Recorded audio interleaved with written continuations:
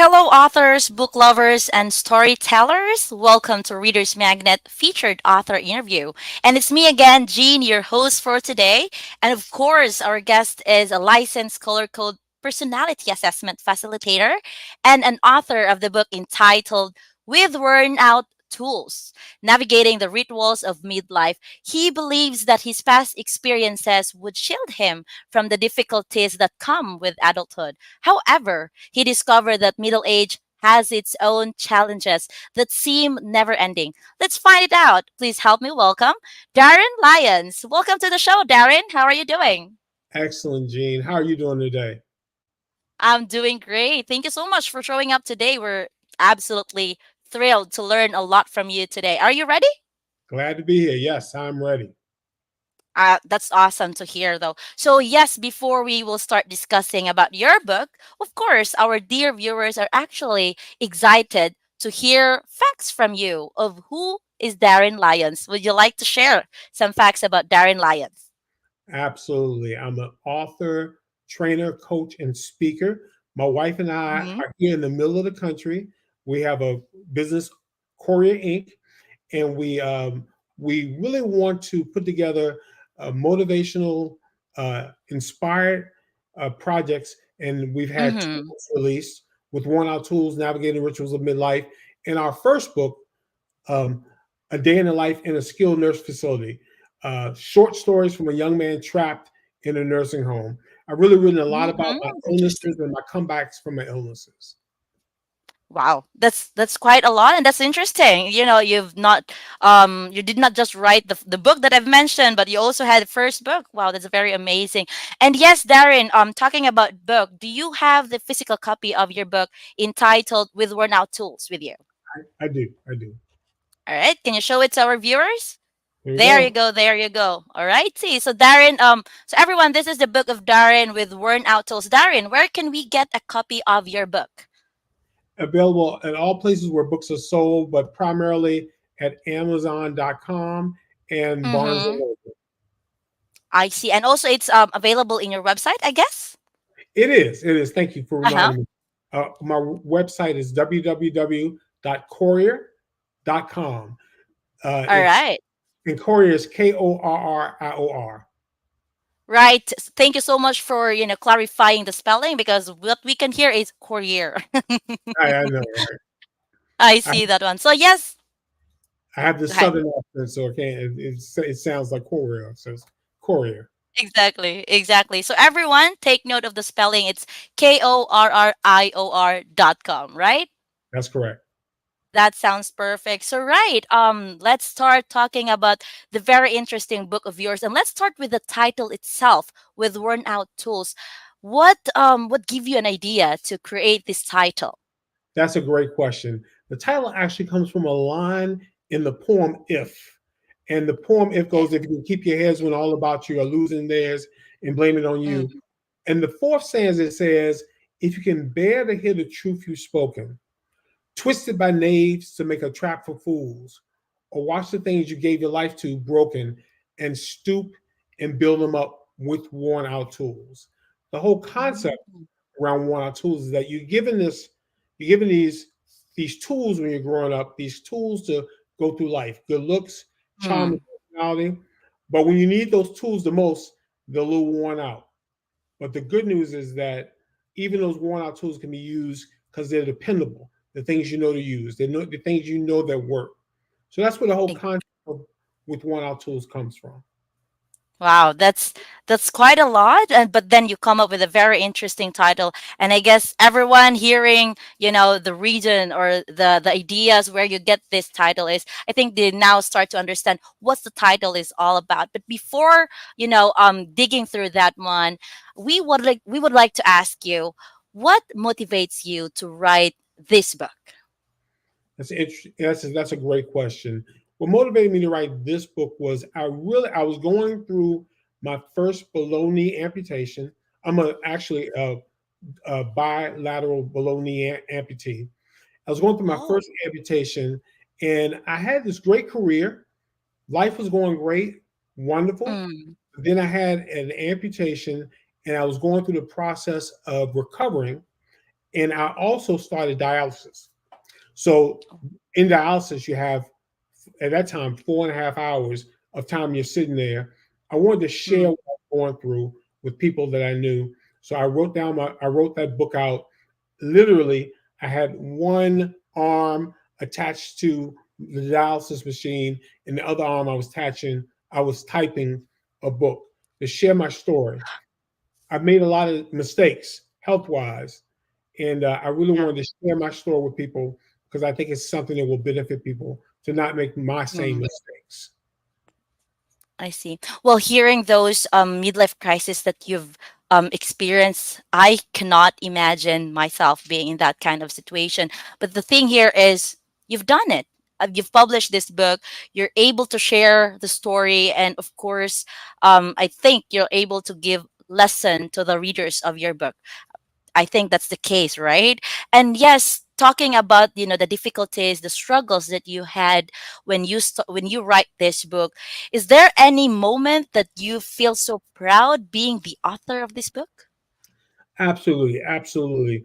I remember when I wrote the book and published. Mm, Uh, there was a time at church, my pastor had a picture of my book over his head on a mm, large overhead projector, kind of sharing a story from my book.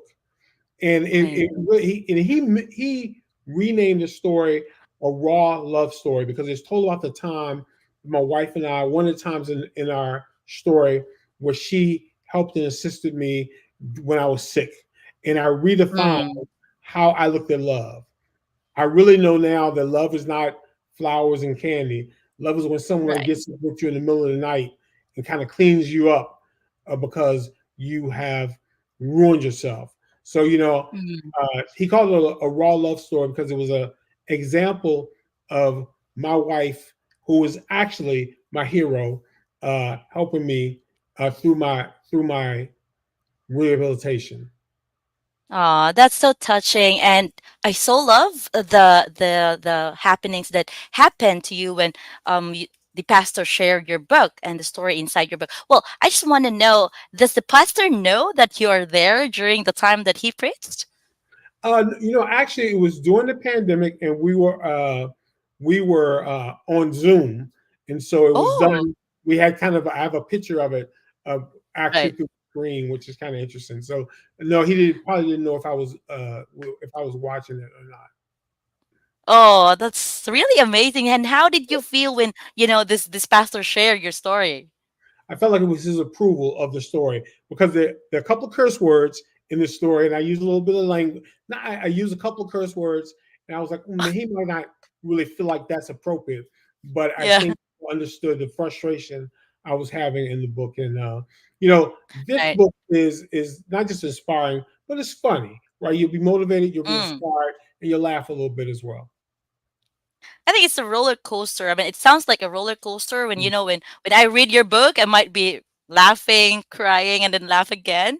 So I think that's the case because yes, I've read some part of your synopsis. At the same time, some customer reviews from Amazon, and even one of the customer in Amazon says that your book is a must read for those who are married with someone that has health concern, so that they will have an idea or they will understand what's the true meaning, or for better or worse. So what's your take about this one? Yeah, I love that comment. My book has a few overriding values: Mm, resiliency, optimistic humor, accountability, and relationship. That relationship was very important because my wife support, also the support of my pastor and my fraternity brothers and friends were all important in mm-hmm. really climbing back into life. Um, Right. and illness is my ritual of midlife. Your ritual might be divorce, job Yeah. change, career change. Everybody Mm-hmm. has a ritual of midlife. And Ex- although teenage life is celebrated in Hollywood, midlife is real too. Mm, And it's coming. It's coming. What's gonna be a ritual, and how you gonna survive that ritual to get to the second or third phase of life. right. In my case, I think I haven't. been into that situation that where I questioned that to myself. I think so. I think I have to learn a lot as of this time. I need to, experience a lot for me to be able to question that. But then again, yes, just hearing the experience and the turbulence of life that you had, I really like, I was wondering. I mean, I'm even curious. What keeps you determined, to right now reclaiming the throne you once had? That's an excellent question. Early in my story, I tell you about how I traveled the world as a Mm-hmm. director of global customer care, and then I had this Oh, midlife issue. And I have 5 grandkids. I have 5 beautiful grandkids. I really want them amazing. to say that my grandfather lived a better life even after his illnesses, and I really want to hold on to see them married, to see them grow, but I really want to create that legacy Wow. for them, right? So if they get some midlife rituals, they'll know they can come back as well. Exactly. And I think this is a very good message for not only your grandkids but to everyone right now that is listening and watching us. It's actually a great message that despite of anything that will happen, of course, we cannot stop turbulence to come into our lives. I think it should be hope. There should be hope in everything. There That's should be hope that every rains that will fall into us, right after that there will be a rainbow and there will be a sunshine that will shine our lives, and again we have to continue with our life, right? So I think that's something that we can take from the book of yours, with worn out tools. Am I correct? That is correct. If you hold on long enough, it will get better. I got to tell you, Exactly. when I was going through my rehabilitation, when they dropped me off in that nursing home, I Right. got to tell you, it was the lowest moment of my life, and I felt all alone. However, since that time, I've written 2 books and co-authored a book. I've Mm-hmm. trained over 650 executives in the color code personality assessment, and I've trained Yeah, dozens of people in multiple countries. So I've been very blessed to move forward, and a lot of that is just by holding on. exactly. And I think it's the fruit of labor will be more tastier when we wait. The wait is nothing when we actually harvest the fruit that we are aiming for. And I guess I felt that. Oh my god, thank you so much.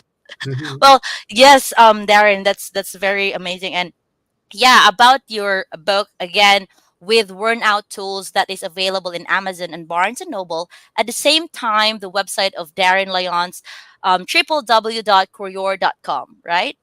That is Exactly. correct. Exactly. So, yes, before we're going to wrap up this conversation, Darren, I would actually like you to leave a message to our viewers and future readers of your book. Absolutely. My book with worn out tools, navigating rituals of midlife, is about my story, my Mhm. climb back into life from the lowest moment of my life. But yours might be different. As I've had people read my book, what I've been very amazed is that they've been able to associate my midlife rituals or crisis with theirs as well.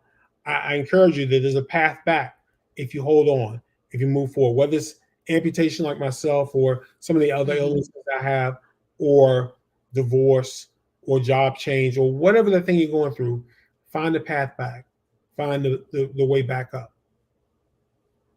Exactly. Thank you so much, Darren, for sharing that one. And yes, everyone that is watching us right now, do not forget to keep holding on. As Darren Lyons quoted, keep holding on and always find a way back to the path that you are taking. Right. So everyone, let's give it up for Darren Lyons, author of the book worn out with worn out tools, available in Amazon and Barnes and Noble. At the same time, his website www.courier.com. And I guess everyone here knows that Reader's Magnet always says, "We share your story with the world." Thank you so much for watching. Have a great day. Thank you so much.